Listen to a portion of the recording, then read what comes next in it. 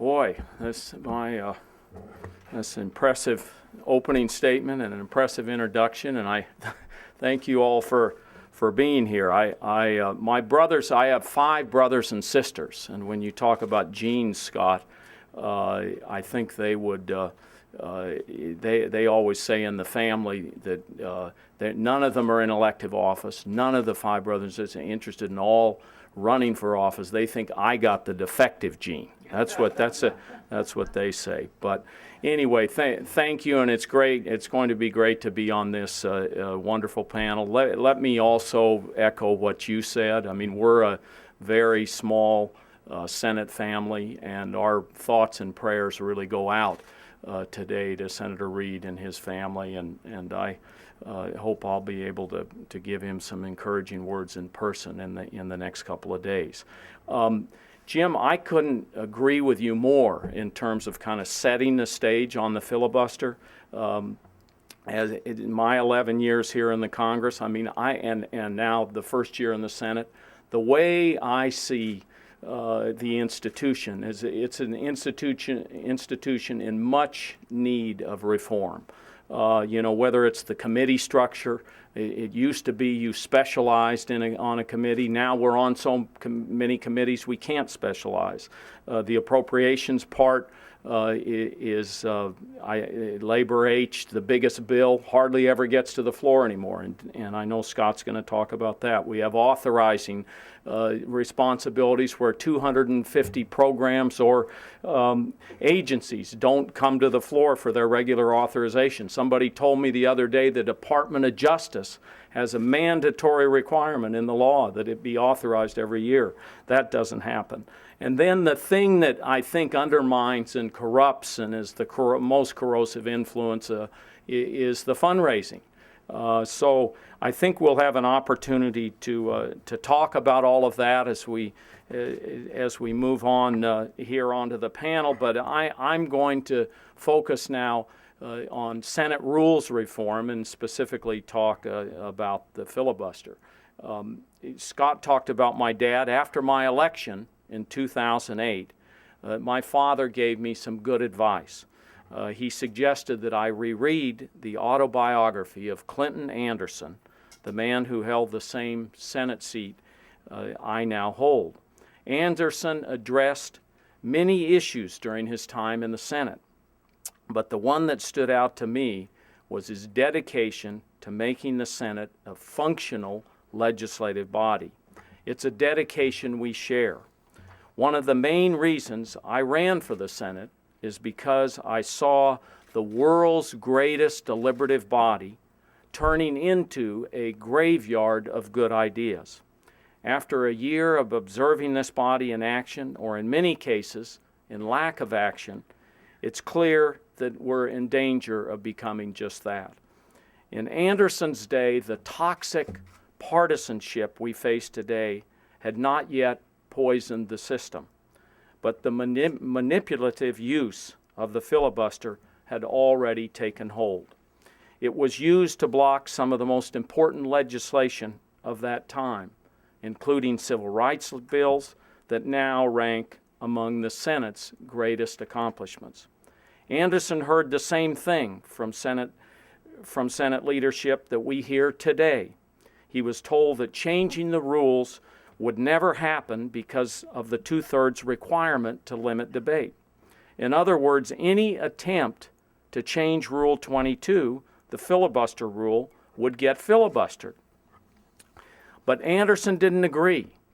He knew the Constitution, not the Senate rules, gave each House the authority to adopt its rules by a majority vote. Anderson's constitutional option was soundly based in constitutional interpretation and common law. Article 1, Section 5 of the Constitution clearly states, each House may determine the rules of its proceedings. Each House may determine the rules of its proceedings. The Constitution also explicitly requires a supermajority vote in 7 instances for things like overriding a presidential veto or ratifying a treaty or amending the Constitution. It clearly spells out when a supermajority vote is required. And in stating that each House may determine its rules, a supermajority vote requirement is noticeably absent. There is also a long-standing common law principle upheld in the Supreme Court that one legislature cannot bind its successors. Liberals and conservatives alike have cited this principle to argue the Senate can change its rules by a majority vote. Professor Stephen Calabrese, a co-founder of the Federalist Society, stated in congressional testimony that to the extent that the Senate Rule 22 purports to require a two-thirds majority to invoke cloture on a rules change, Rule 22 is unconstitutional. It is an ancient principle of Anglo-American constitutional law that one legislature cannot bind a succeeding legislature, end quote. Armed with the Constitution and common law on his side, Senator Anderson went to the floor in January 1953 and moved that the Senate immediately consider the adoption of its rules. His motion was tabled, but he introduced it again at the beginning of the 85th Congress. In the course of that debate, Senator Hubert Humphrey presented a parliamentary inquiry to Vice President Nixon, who was presiding over the Senate. Nixon understood the inquiry to address the basic question: do the rules of the Senate continue from one Congress to another? Noting that there had never been a direct ruling on this question from the chair, Nixon stated, and I quote, "While the rules of the Senate have continued from one Congress to another, the right of a current majority of the Senate at the beginning of a new Congress to adopt its own rules, stemming as it does from the Constitution itself, cannot be restricted or limited by rules adopted by a majority of a previous Congress," end quote. Nixon went on to say that any provision to deny that right was unconstitutional. And I would also note on this point, 3 vice presidents, Democrats and Republicans, sitting in the chair, presiding, as Nixon did, have all come to the same conclusion and to the same result. But despite Nixon's opinion, Anderson's motion was tabled. In 1959, Anderson again introduced the constitutional option, this time with the bipartisan support of some 30 other senators. Then Majority Leader Johnson wasn't happy with Anderson's proposal. He saw it as gaining momentum and realized a majority of senators might join the cause. To prevent Anderson's motion from receiving a vote, Johnson came forward with his own compromise. He proposed changing Rule 22 to reduce the required vote for cloture to 2/3 of the senators present and voting. Johnson's compromise passed, but attempts to change the filibuster rule continued for more than a decade.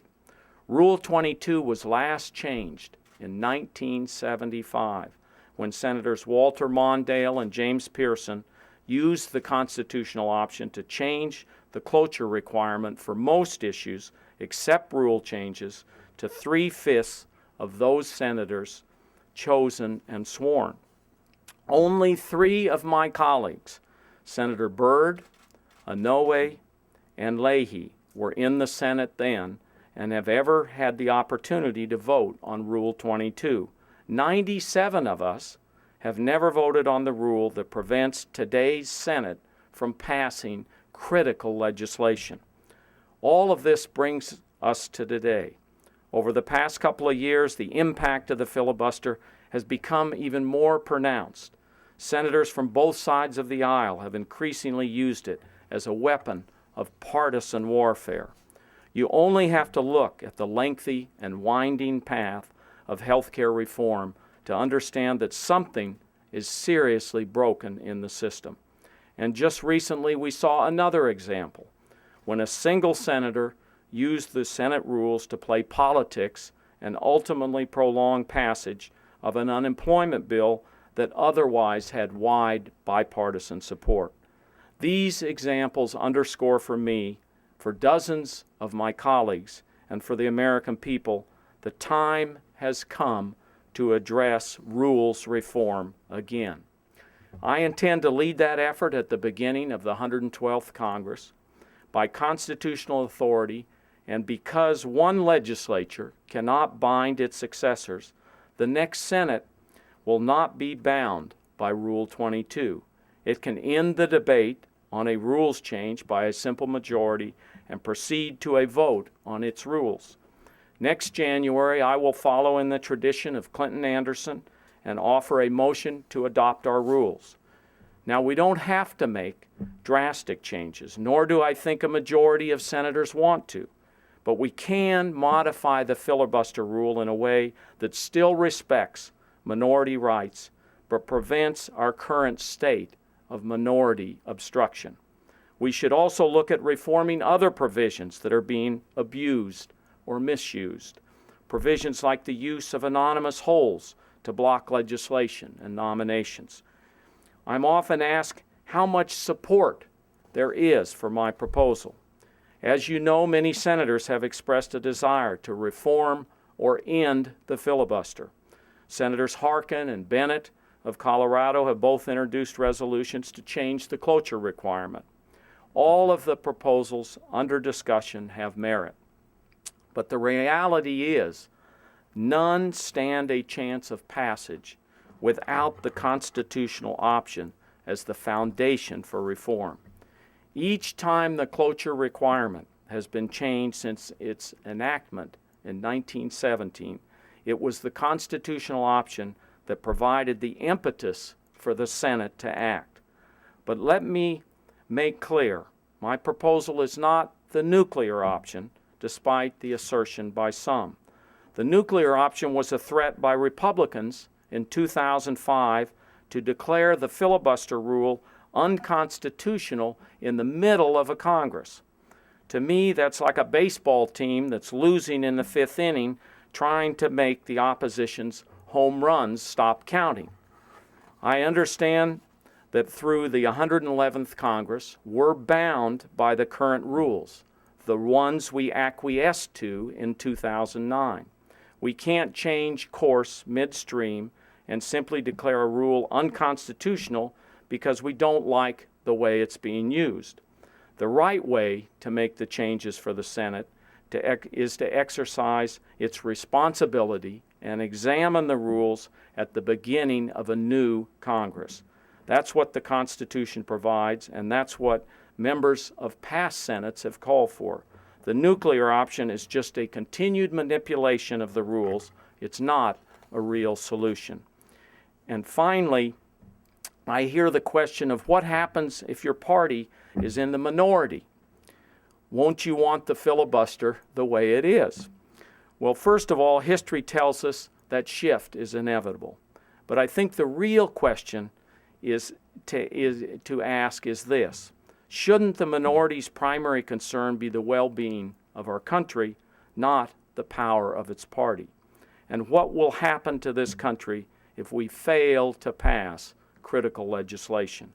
I have every intention of making a motion for the Senate to adopt its rules next January, regardless of the majority party. As senator, I want to have the chance to legislate, whether I'm in the majority or the minority, and to advance the best ideas developed by great minds throughout our country. Our current state of paralysis prevents that, and it's unacceptable. The constitutional option will help ensure that the Senate does not become a graveyard of good ideas. I'm very pleased to be here, and as I understand the schedule, Jim, we're going to take a few questions and then move into the panel. So I'm happy to do about 20 minutes for Q&A at yeah, this point. I wanted to try to keep my remarks brief and then try to do some Q&A, and then we'll move into the panel, and all of us will have a crack at this too. I should say So, that, please, Jim, why don't you? when you when you raise your hand, introduce yourself, and we'll bring a mic to you, and we'll go that way. Yeah, just, yes, sir, go ahead. I'll be over it. Okay, all right. I don't know what you... In your dreams, Hi, I'm you'll David be Oprah. McCracken. How are you? Hi. I am puzzled by the assertion that we have to wait to have the Senate rules changed. There have been no Senate rules adopted. They can be set at any time. And I'm puzzled by the assertion that this would be like changing the rules in the middle of a baseball game. This is not a game. This is governing the country. And it is ungovernable at present.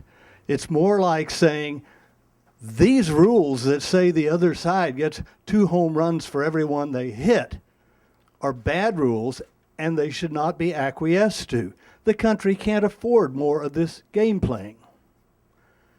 So what I want to know is, can't the Senate change its rules right now? Well, I gave you a little bit of the basis of why I come to the conclusion that I have, that changing in midstream is not a good idea. And the reason is those 3 vice presidents looked at exactly the issue that you're talking about. They looked at the issue because it was brought to them at the beginning of a Congress, and it was brought to them at some points later, and they knew that there was going to be the critical thing passed. Can you in the middle just throw out the rules and put in new rules? And here's what they concluded. Their analysis is they looked at the constitutional provision. They said at the beginning of a Congress by a majority vote that you can do that. After you move past the beginning, basically what you have done is acquiesce in the adoption of the rules from the previous Congress. And so the crazy thing is, I mean, in some of these debates, this may be interesting to you, they extended the first day of the Senate, in this case, sometimes to 6 weeks while they debated the issue that I'm talking about in order to try to come to a conclusion. But still the same construct in legal analysis is there, that on the first day, you can take up this issue, and it may be extended, as I've said, the first legislative day, and that is the appropriate time to do it. It doesn't mean, now, and I couldn't agree more with your frustration about the current system. I mean, you don't think I'm frustrated? I mean, this is I came here to legislate. I was elected in 2008. I can't believe the energy that went into that 2008 election, electing a president that for the first time got this huge majority, more than 25 or 30 years in the country. And what he stood for was change. He wanted to change our healthcare system. He wanted to tackle these economic issues. I mean, you know what the issues are out there. And here we have a situation where a rule is being abused and misused, and we have basically, with the rules we have, given the minority the power over the will of the majority. And so I read this book before I was elected, this Anderson autobiography, and I thought, well, I should offer it in 2009. And as I came in, we preside. The newer senators preside over the Senate, and I kept asking the parliamentarians, how's this work with the adoption of the rules? Well, I was 2 days later than the opening day, and they said, oh, well, what the rules are the standing rules of the Senate. They go from one Senate to the next. Well, I didn't take that as an answer. I researched it, and the deeper and deeper that I got, I realized and came back to the conclusion that the 3 vice presidents have come to, the time to do it is at the beginning of a Congress. There are many things we can do now to try to break this logjam, and I think one of them happened yesterday or the day before when Harry Reid basically sent a warning out to Mitch McConnell supporting the constitutional option and supporting changing the rules at the beginning of the next Congress. To me, he was saying to Mitch and the opposition party, if you continue this, you may find yourself in a very different situation when we get at the beginning of the next Congress. And so I hope that with all of the things that are going on, that we will see some lessening of this opposition and this obstructionism that is really become a part of the system. One more thing, if we had a chart here, I was going to bring charts today, and my staff said, "Oh, don't bring a bunch of charts." But imagine a chart of filibusters that have been utilized, motions for cloture file. If you go back to the beginning of the filibuster, close to 100 years ago, you would see on this chart very, very small numbers. And then you would see at the 111th Congress, the 110th Congress, the last Congress, you would see it come up to 112 clotures filed. So that 112 is more than all of the filibusters in the 1950s and 1960s. And we are on a path in the 111th Congress to break the record for the 110th of 112. And it's probably going to happen. So this is a trend that we've got to deal with, and the way to deal with it is the constitutional option. Yes, sir, all the way back there. Go. Bill Klein, I'm a retired Army physician. I'm a great believer in our government of by and on your side for the people. So my question is, where does the electorate fit into this issue? I have a feeling there's a lot of anger, but also an awful lot of ignorance. So it's an extremely complex issue, but where can you get going if you don't have the support of the electorate behind you? Well, the interesting thing the other day, and I at first thought what the premise of your question is, the public doesn't know much about this. The public has focused on this, and there's an energy behind this that is pretty amazing. Why do I say that? In a recent New York Times poll, a majority of the public wanted to do away with the filibuster. It identifies the frustration that the gentleman that spoke earlier talked about, the frustration that I have of saying, how can you allow the minority to prevent the majority from doing the will of the American people? So that's where we are with that. I am trying to do everything I can to engage the American people. We're on Facebook. Normally on Facebook, you have fans of people. Well, I've set up a Facebook site called Fixing Senate Rules. And you can sign up as a fan. I mean, we're trying to use every bit of media savvy we know to get the word out there. But I can tell you what I hear over and over again when I go home and this subject comes up is people say, why don't you make them stand up and filibuster these popular things and show how unpopular they are? And the answer is that's very tough. But we should be doing more of that. I mean, one of the reforms I'm looking at, I haven't signed on any particular filibuster reform. I'm trying to lead the entire effort at rules reform with the constitutional option, utilizing the constitutional option, knowing that history, every time there was a change in the rules, it came about by the constitutional option being the catalyst for that. And I think people are engaged. One other thing on reform. One of the things we might look at in filibuster reform is what I would call use it or lose it. If you view the Senate today during a filibuster, many of you would look at that screen on C-SPAN 2, and you will see is quorum call.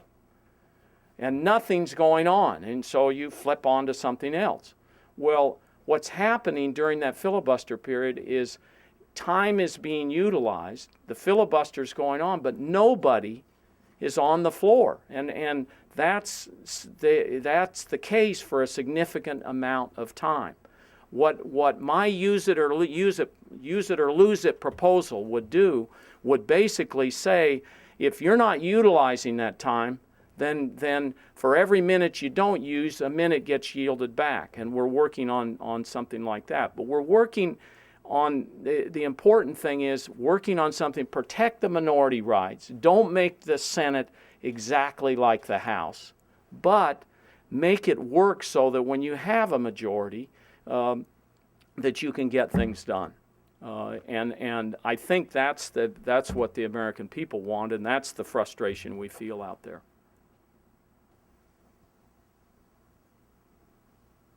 Yeah, please, go ahead, right here. She's bringing you the microphone. There you go. Hi, my name is Maggie Reinstein, and my question is, if you have to wait until January, and don't you need to make it concrete for the rest of the electorate? Don't you have to, even though it is tough, don't you have to let some of these filibusters, let these senators go? Don't you need to show that to the American people?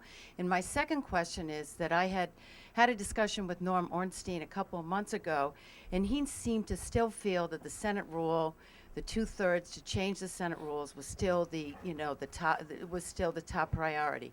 How do you answer his arguments? Give me the second one again, or let me just deal with your first issue there, which is basically we're coming back again, aren't we, to what I was talking about? How do you make them stand up on what is a popular issue and show the obstruction, show the face of obstruction, rather than having a quorum call be the face of obstruction, which then people don't understand. We're going to do more of that.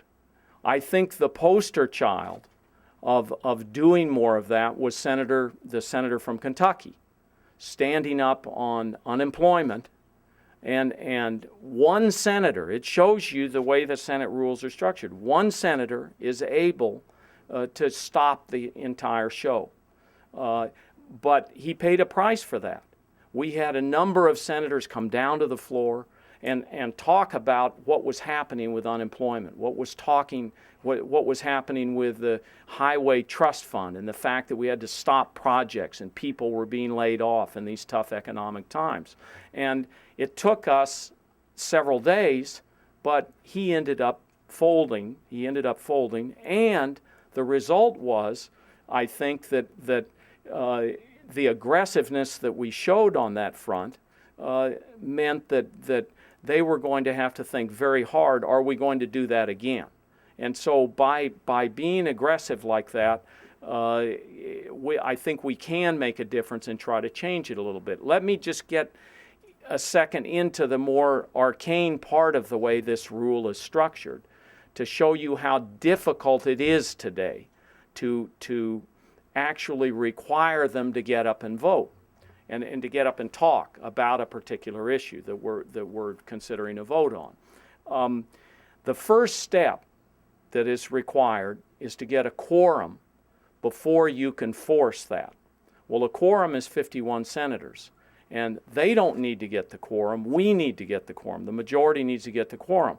So you have 51 senators. We have 59 Democrats now that have to be on the floor or near to the floor to establish a quorum call to force that debate.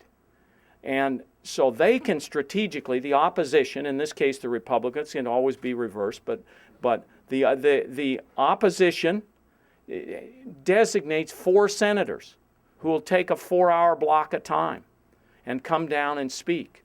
Well, guess what? When they get up and speak about whatever the issue is, let's pick unemployment, like the senator from Kentucky did. And so they're talking about, well, this unemployment, we don't like the way this bill's structured.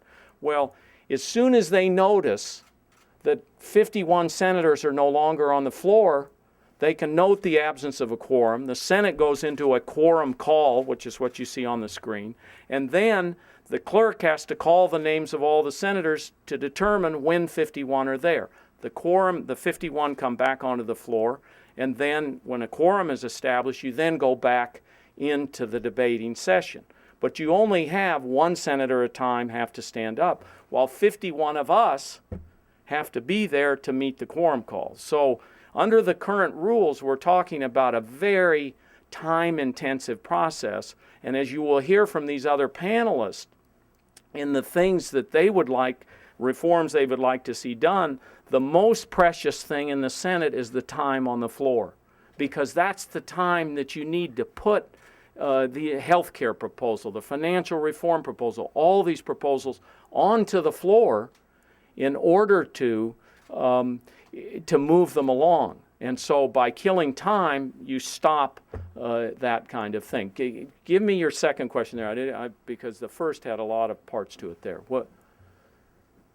It's mainly, how would you argue to Norm Ornstein, who still seems to feel that in order to change the Senate rules, you need the 2/3 of the Senate to Oh, you vote need for the it. 2/3. Yeah. Well, I wish Norm was here. Maybe one of our panelists is going to argue Norm's position.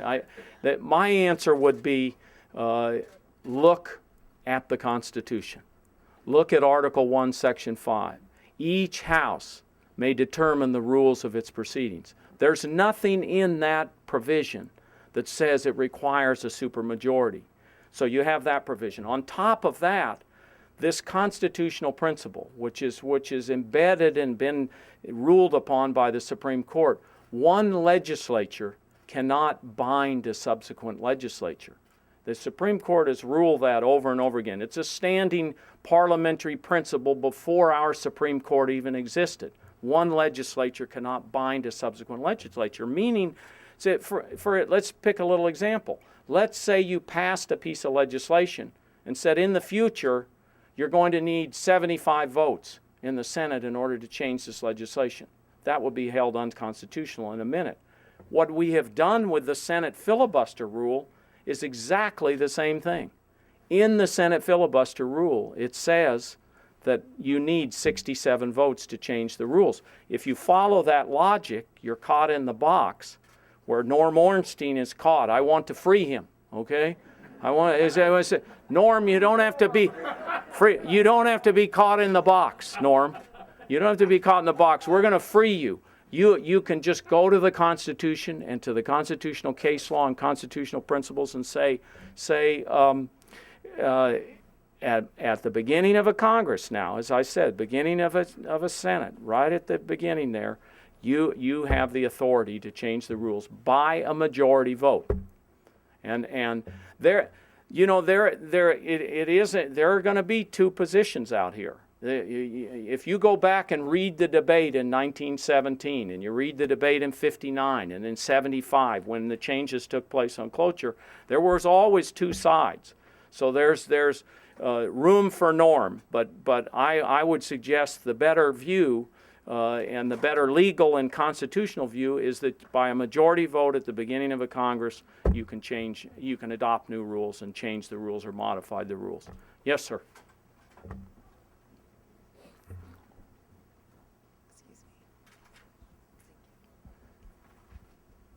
My name is Jim Connors, and my question is, has Vice President Biden expressed an opinion on this? And going back a little further, when the Republicans were in the majority, do you know whether Vice President Cheney offered an opinion? Yeah.